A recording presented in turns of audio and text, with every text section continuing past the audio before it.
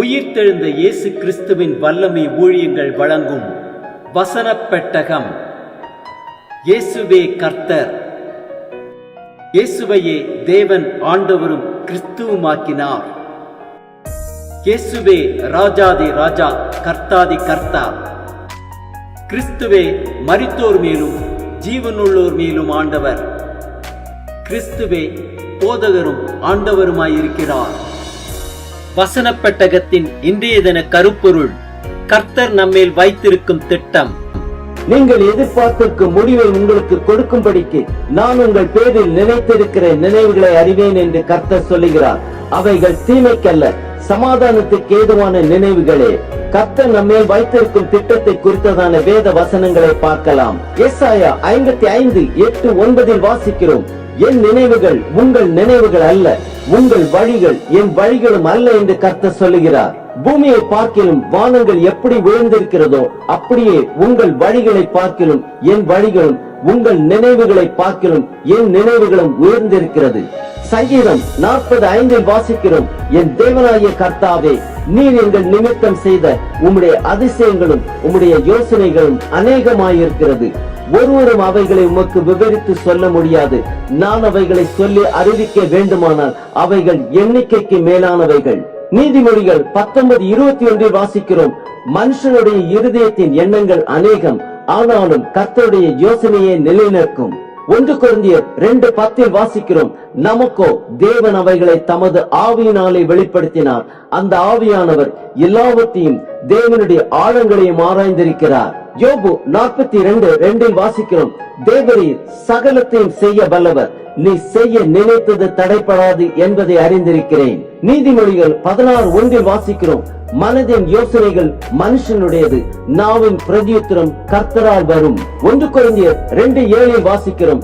உலக தோற்றத்திற்கு முன்னே தேவன் நம்முடைய மகிமைக்காக ஏற்படுத்தினதும் மறைக்கப்பட்டதுமாயிருந்த ரகசியமான தேவ ஞானத்தையே பேசுகிறோம். நீதிமொழிகள் 16:3 வாசிக்கிறோம். உன் செய்கைகளை கர்த்தருக்கு ஒப்புவி, அப்பொழுது உன் யோசனைகள் உறுதிப்படும். எபிரேயர் 11:40 வாசிக்கிறோம். அவர்கள் நம்மையல்லாமல் பூரணராகாதபடிக்கு விசேஷித்த நன்மையானதுண்டே தேவன் நமக்கென்று முன்னதாக நியமித்திருக்கிறார். ரோமர் 8:28 வாசிக்கிறோம். அன்றியும் அவருடைய தீர்மானத்தின்படி அழைக்கப்பட்டவர்களாய் தேவனிடத்தில் அன்பு கூறுகிறவர்களுக்கு சகலமும் நன்மைக்கு ஏதுவாக நடக்கிறது என்று அறிந்திருக்கிறோம். யோபு 36:26 வாசிக்கிறோம். இதோ தேவன் மகத்துவம் உள்ளவர், நாம் அவரை அறிய முடியாது, அவருடைய வருஷங்களின் இலக்கம் ஆராய்ந்து முடியாது.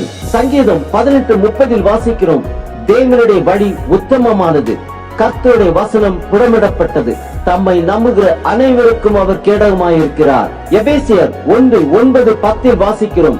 காலங்கள் நிறைவேறும் போது விளங்கும் நியமத்தின்படி பரலோகத்தில் இருக்கிறவைகளும் பூலோகத்தில் இருக்கிறவைகளுமாகிய சகலமும் கிறிஸ்துவுக்குள்ளே கூட்டப்பட வேண்டும் என்று தமக்குள்ளே தீர்மானித்திருந்த தம்முடைய தயவுள்ள சித்தத்தின் ரகசியத்தை எங்களுக்கு அறிவித்தார். கொலோசையர் 1:27 வாசிக்கிறோம்.